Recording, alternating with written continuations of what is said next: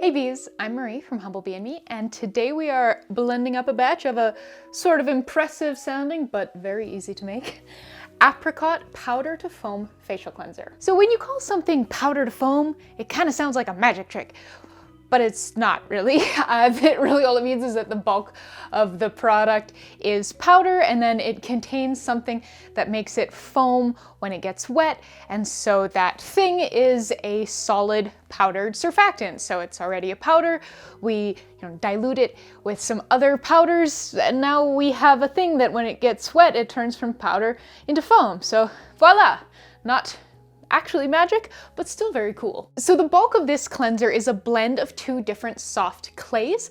And so I chose white kaolin clay and French red clay, and they come together to give us a sort of vaguely apricot inspired finished cleanser. The apricot ingredients in this cleanser are apricot kernel oil and a little bit of apricot kernel, the ground pit effectively that you get in apricots. The amount of ground apricot kernel is very low, so this is not a very scrubby product, but if you have super sensitive skin, even so, you might consider swapping the apricot kernel powder for more clay. The ingredient that makes this a powder to foam cleanser is sodium cocoyl isethionate, an ultra gentle surfactant made from coconuts. And that's it. We have two clays, apricot kernel oil, apricot kernel powder, and the surfactant, and that's really it. I hope you can see that there are lots of fun ways that you could play with this formulation. You could try different clays,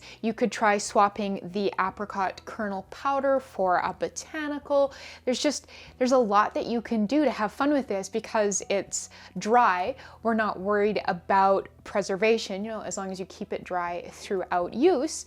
So you can incorporate like ground oats or ground rice perhaps. Like there's a lot of room to have some fun with this. Just of course keep in mind that this sort of, as I'm presenting it, is a face thing. So if you are putting things like ground rice, just tread carefully so you don't create something that is too scrubby for your delicate face. Okie dokie. I think that is enough chat. Let's go make this. Please make sure you are reading the blog post. It is linked in the description box below. Tons of great information down there as always, like substitution, scaling, shelf life, where to buy the ingredients, all that good stuff. Let's go get making. So this is pretty simple to make. We are going to grind everything together in our DIY only coffee grinder. So this is a coffee grinder that I only make cosmetics with. I absolutely am not, also grinding spices and coffee in here. So we have just 5 ingredients. So these are our dry ingredients, and then we have a little bit of oil. Now, I am going to be popping on my dust mask once we kind of get started. So I'll just walk you through everything that we're going to do now. So we have 19.2 grams of white kaolin clay, 3 grams of French red clay, 0.3 grams of apricot kernel shell powder there, and 6 grams of sodium cocoyl isethionate. And this can really be any sort of size of sodium cocoyl isethionate because we're just going to grind it up. So I am now going to pop on my dust mask and pop everything in here.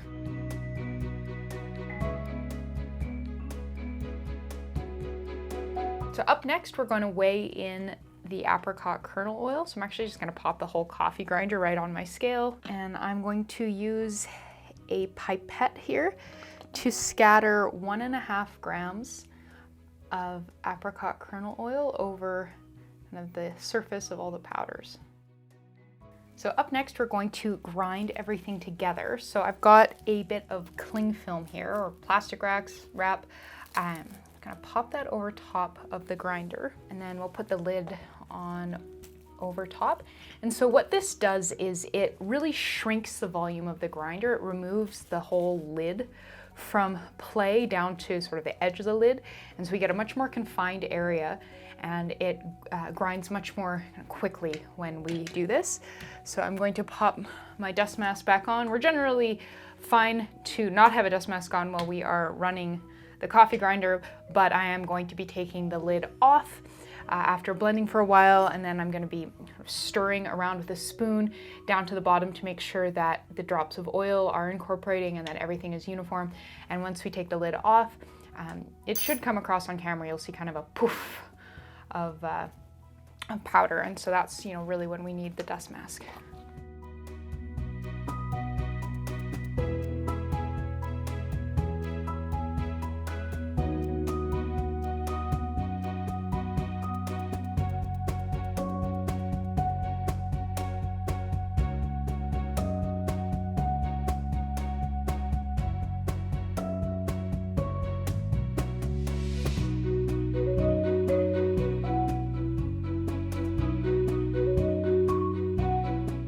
So once the product is uniform and it has a bit of a wet sand appearance to it, we are ready to package it up. So for packaging, I'm going to use this cute little spice jar. We want something that has a relatively narrow orifice so that we can just, you know, tap a little bit of product into our palms. For the blog post, I use this little frosted glass bottle from Humblebee. This was a gift. You can see that you can just kind of gently tap a bit of product out into your palm. So to fill, I'm just going to pop a funnel in here and we'll just gently spoon the mixture in.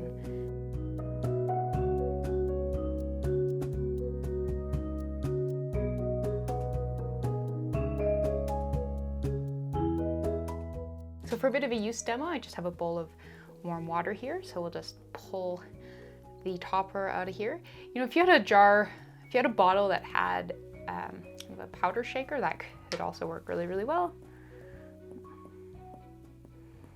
I find that's kind of about enough, but you know, use however much you kind of end up needing. Work it up between your palms. You can see you get a really lovely lather. There's just a hint of physical exfoliation in there from the apricot powder. It's very, very subtle. And of course, it's been ground quite finely from being in the coffee grinder, and the clays just feel really, really silky smooth. So it's quite a subtle exfoliating effect. But when it comes to how frequently you use this, definitely let your skin be the guide. And yeah, rinses off really nicely. Just, yeah, feels great. And there you go. That is how incredibly easy it is to make an apricot powder to foam facial cleanser. Thank you so much for watching. Please subscribe and please make sure you're reading the full partner blog post. That is linked in the description box below as always. You'll find tons of great extra information down there, including information on substitutions, scaling, shelf life, links to places to buy all of the ingredients, and a whole lot more. So thank you so much, and I'll see you next time.